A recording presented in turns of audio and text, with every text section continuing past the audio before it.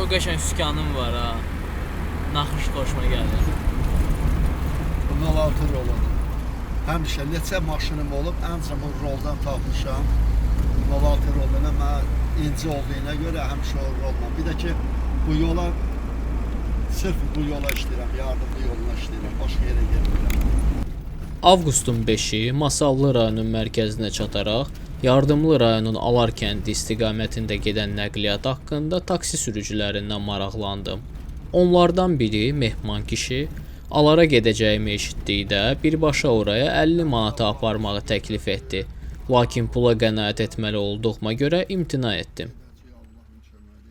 Buna baxmayaraq kəndə daha tez və sərfəli çatmaq yollarını mənimlə bölüşdü.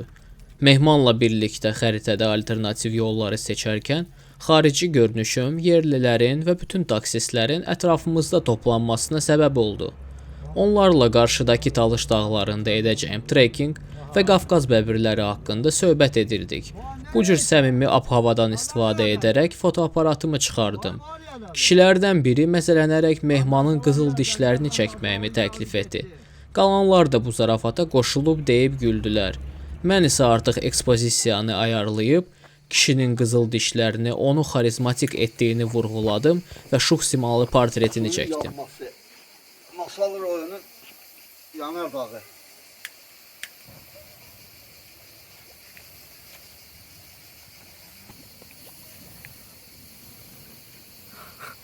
Müsibət.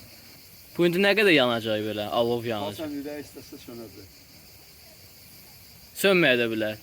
Ola bilsin sönməyə də bilsin.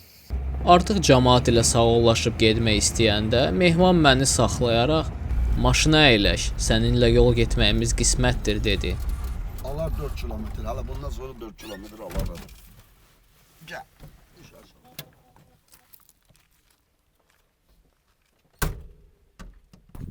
Elə bu Alar sözü də düşsün. Və beləliklə cənubdakı macəram başladı. Deməli gəldim, çatdım Alar kəndinə. Burada Qız qalasını görə bilirik. Belə Qız qalası adlanan bir qayadır.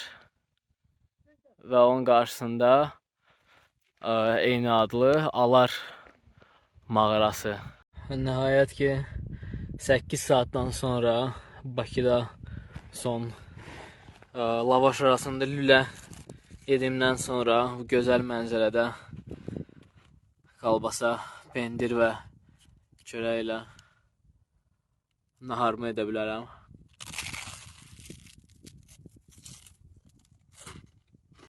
İlk öncə qurduğum marşruta görə Yardımlının Alar kəndindən bu arxamda yerləşən Qız qalasını və Alar mağarasını ziyarət etməliydim. Lakin hazırki vəziyyətə görə qərar verdim ki,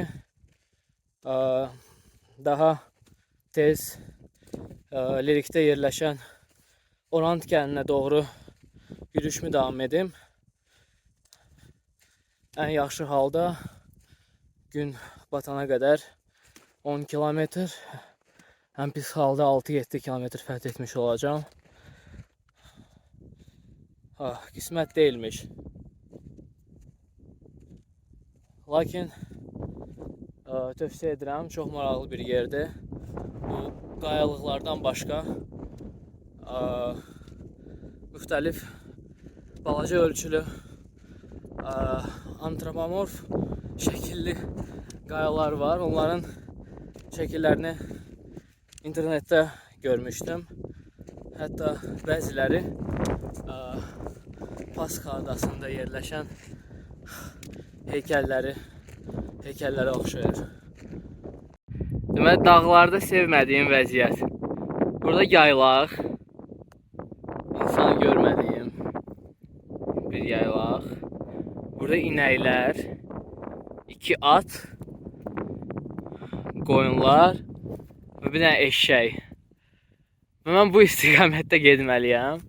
Hələ ki nə çoban itlərini, nə çobanları görmürəm. Və hər bir halda risk edib bu heyvanlara doğru getməli olacağam.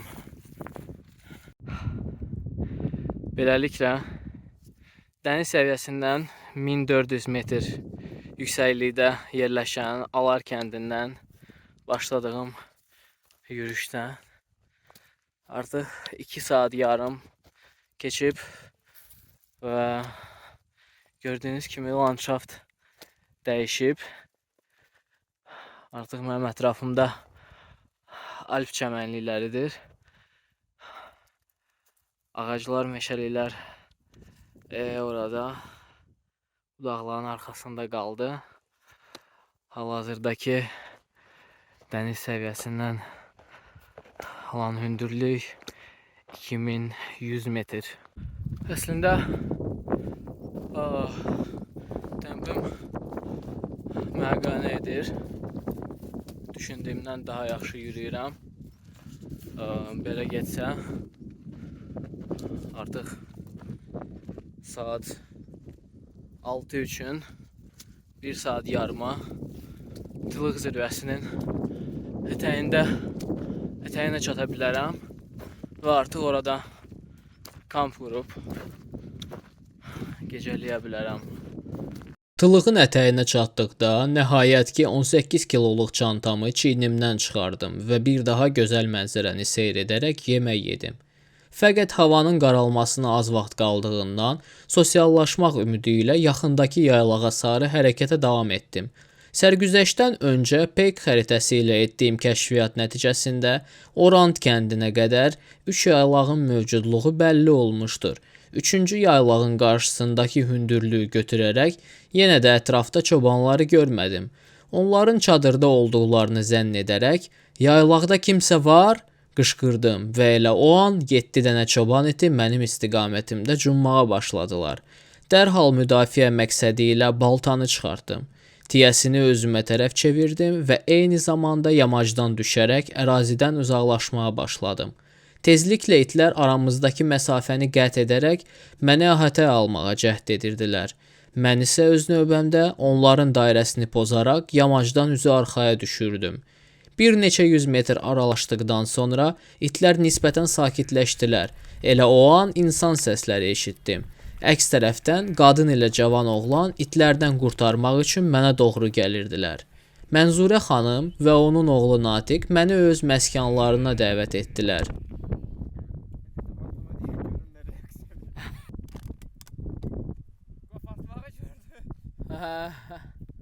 Sübət. Bir az sonra evin böyük kişisi Siyavuş bəy malqara ilə yaylağa qayıtdı və mənim gözlənilməz gəlişimə görə Natiqə toyuq kəsməyi həvalə etdi. Salam aleykum. Cavid. Hoş gördük.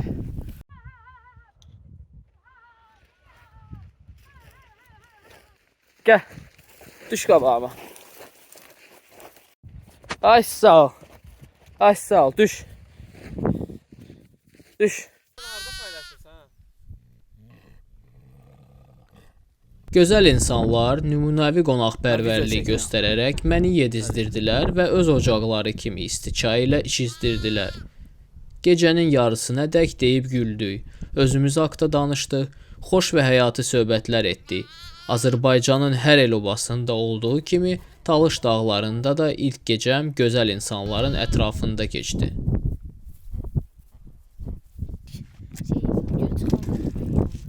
Səni mən qovan. Nömrəsini götürərəm, atarım mənə. Linklə atabilirsiniz də buradan. Şəkil.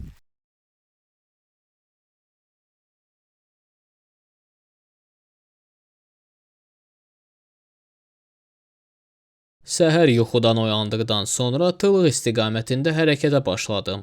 Dağın ətəyindən zirvəyə 30 dəqiqəyə çatdım. Dəniz səviyyəsindən 2342 metr yüksəklikdə yerləşən Tılıq dağın zirvəsindən Talış dağ silsiləsinə həşəmətli mənzərə açıldı.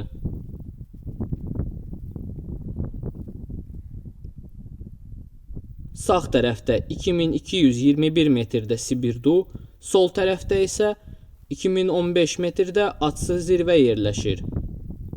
Həmçinin Xəzər dənizinin üzərində günəş işığın inikası göründü. Bu isə Orant kəndidir.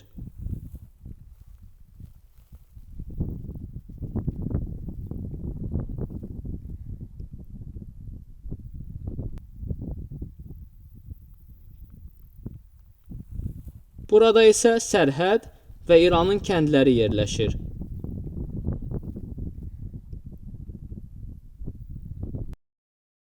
Oğlanqala və Qızqala zirvələri. Zirvədən endikdən sonra Lerik rayonunun inzibati ərazisinə ayaq bastım və irəlidəki Orant kəndinə hərəkətimi davam etdim.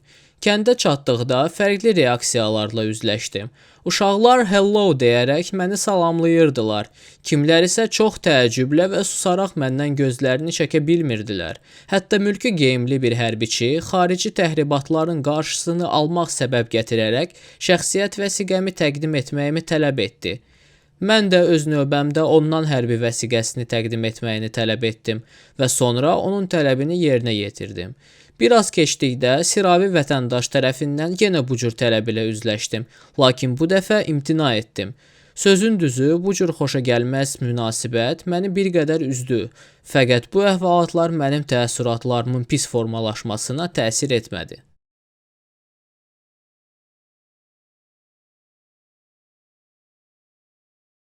Saat 9:30-da gördüyünüz qayalıq olan Tılıq dağın arxasından yürüşümü başlamışdım.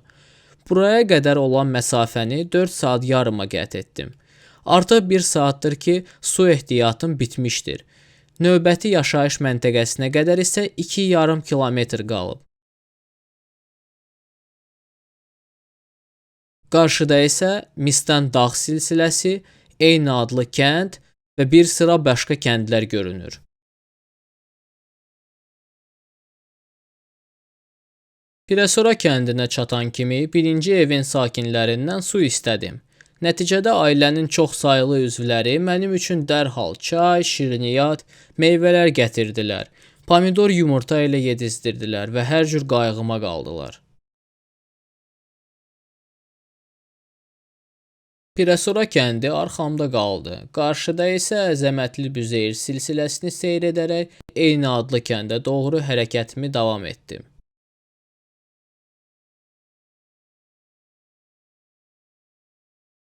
Kəndə çatdıqda Akşin ləqəbi ilə tanılan Rəhman adlı cavan oğlan ilə tanış oldum. O lütfükarlıqla mənimlə dağa qalxıb mağaraları göstərməyi təklif etdi. Burada bir neçə arxeoloji və təbiət abidələrini ziyarət etməyi, həmçinin qarşıdakı gecəni keçirməyi planlaşdırmışdım. Yol boyunca sözsüz qonaqpərvərliyi ilə rastlaşanda özümə suallar verirdim. Qonaqpərvər olmaq nədir? Tanımadığım bir şəxs səni şübhəsiz öz doğması kimi qarşılayırsa, o birisi isə salam dedikdən dərhal sonra sorğu-suala çəkib və nəticədə evinə dəvət edirsə, o qonaqpərvər sayılırmı? Mənim yerimdə Michael olsa, onun şpion yoxsa əcnəbi alpinist olduğu necə müəyyən ediləcək? Bu vəziyyətə düşdüyü halda Michael'ın Azərbaycan qonaqpərvərliyi haqqında nə cür fikri formalaşacaq?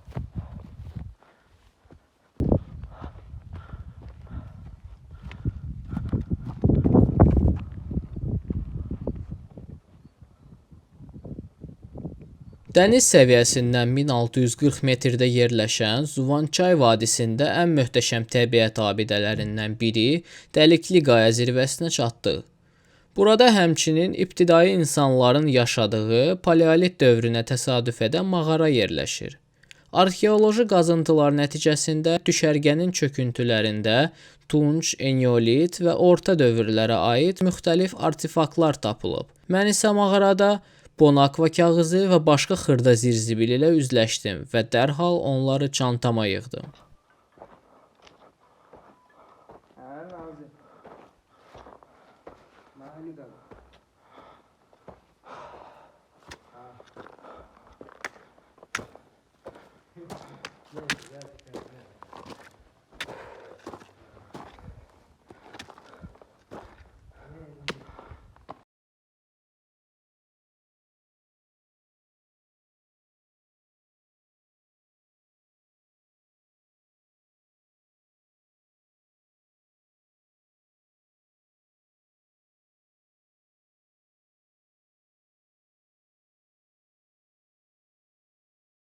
Buraya şimal yamac ilə gəlməyimizə baxmayaraq, geri döndükdə qardaş məni silsilənin üstü ilə olan təhlükəli marşrut ilə apardı.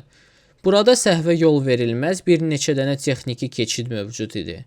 Yerli insan ilə gəldiyimə görə çox şanslı idim və təşəbbüsə görə Rəhmana minnətdaram.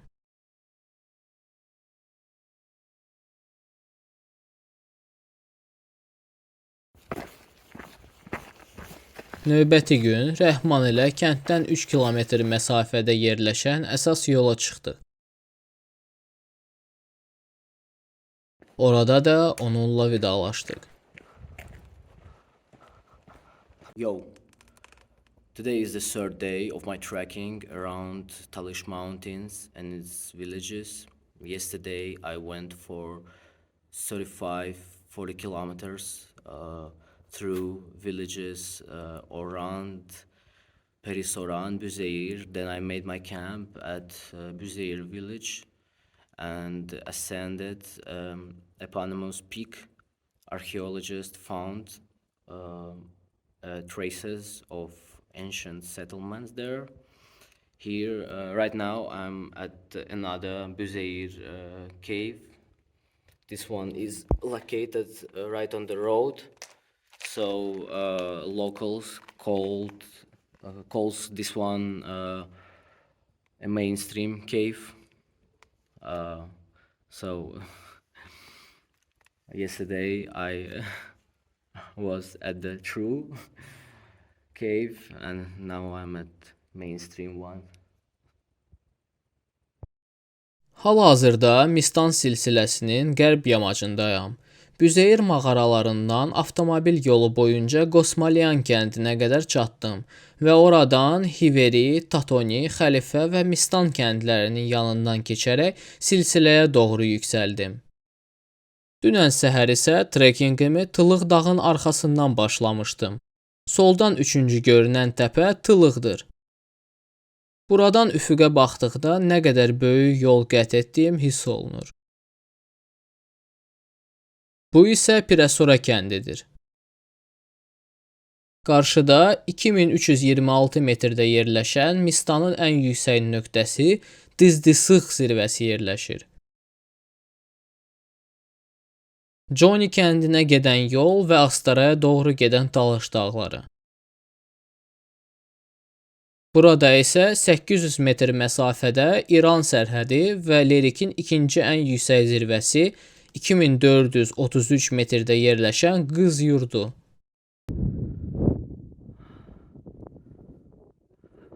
Almost here. Johnny village. I'm coming.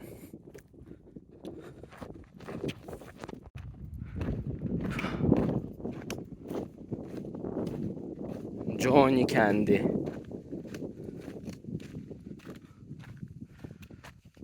Orada isə Loda kəndidir.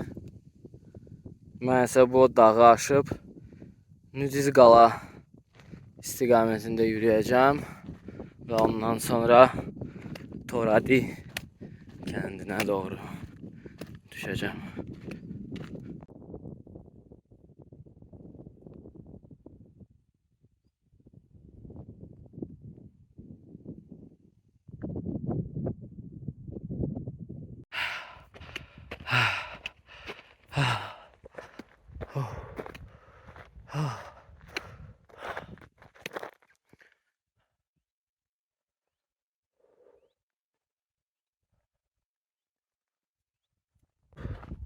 Deməli, Johnny kəndindən artıq avtomobil yolundan cığıra çıxdım və Nudiz Loda kəndi və sonra Nudiz qala istiqamətində gedirəm.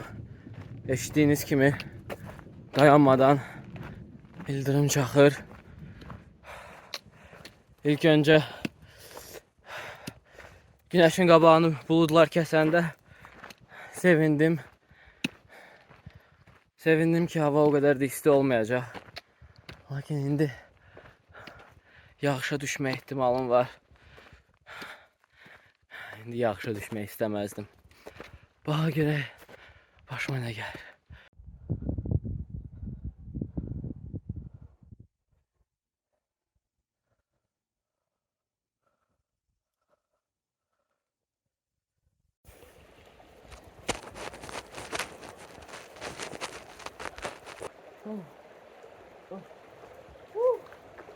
Nəhayət ki, 3 gündən sonra Loda kəndinin qərbində yerləşən çayda yuyunaraq kir, tər və çoxsaylı günəşə qarşı krem təbəqələrindən azad oldum.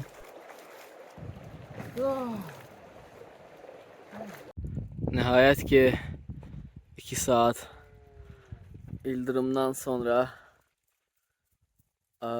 günəş çıxdı. Mən artıq Loda kəndindəyəm.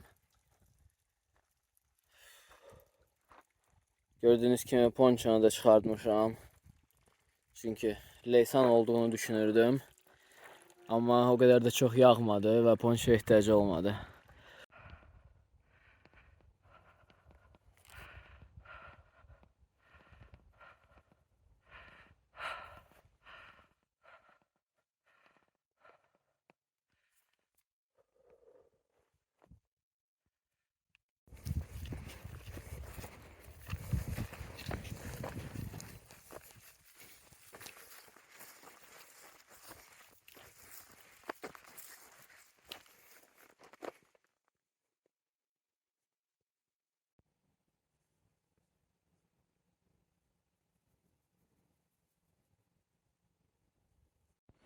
Beləliklə günüm sona çatır. Çadırımı qurmuşam. Yaş paltarlarımı asmışam. Biraz taxta tuxta yığmışam. Birazdan düşəcəm kəndə.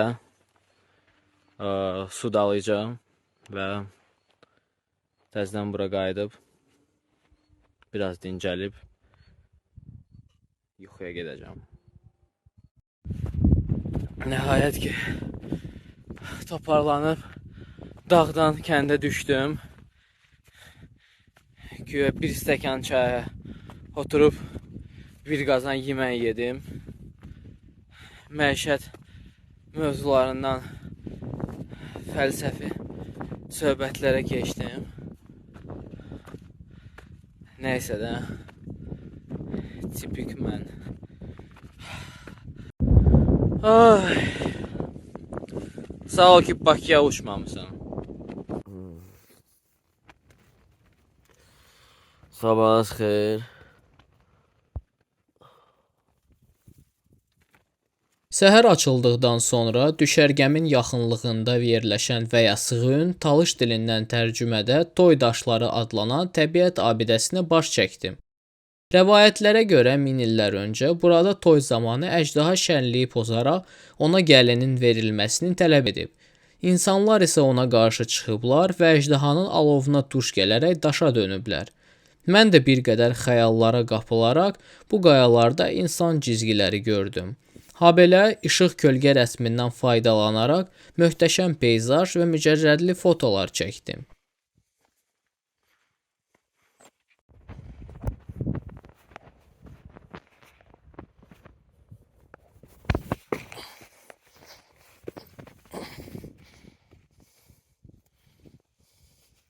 Buradan gedəcəyim subtropik dağlıq meşələri seyr edərək və sərin dağ havasından zövqlənərək qayaların üstündə günəşin enerjisini toplayırdım. Lakin yolum 8 kilometr aralıqda yerləşən Hamoşam kəndinə olduğundan ləngiməyə imkan yox idi.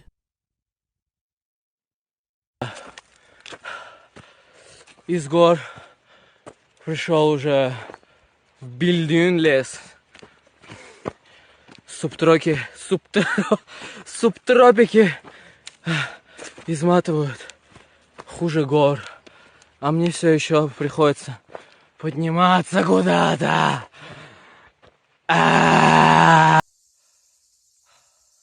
Hamoşam kəndindən dağa qalxaraq eniş yoxuşlu və sıxlıq meşənin içi ilə yeriyirdim. Находясь в лесу, особенно одному, нужно постоянно издавать звуки, быть максимально громким, чтобы всякая нечисть тебя слышала и избегала. И тут мне на помощь приходят джентльмены удачи.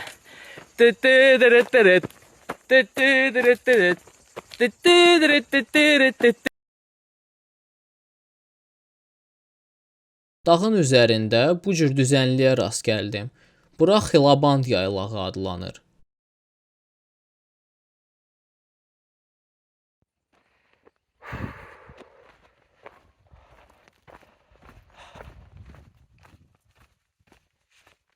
Qılıcın hər iki tərəfindən gah Talış dağlarına, gah da Hirkan meşəliyinə əsrarəngiz mənzərə açılırdı.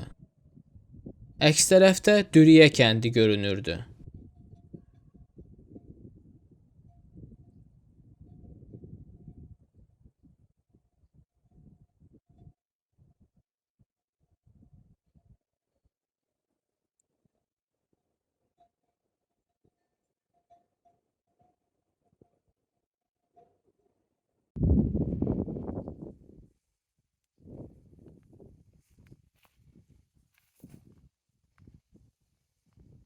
Buradan isə macəramın sonuncu məntəqəsi Pəlikeş kəndi göründü.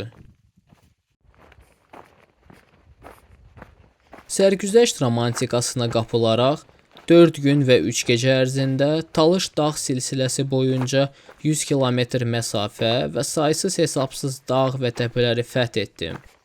Yenidən fiziki limitlərimlə üzləşdim və onlara üstün gəldim.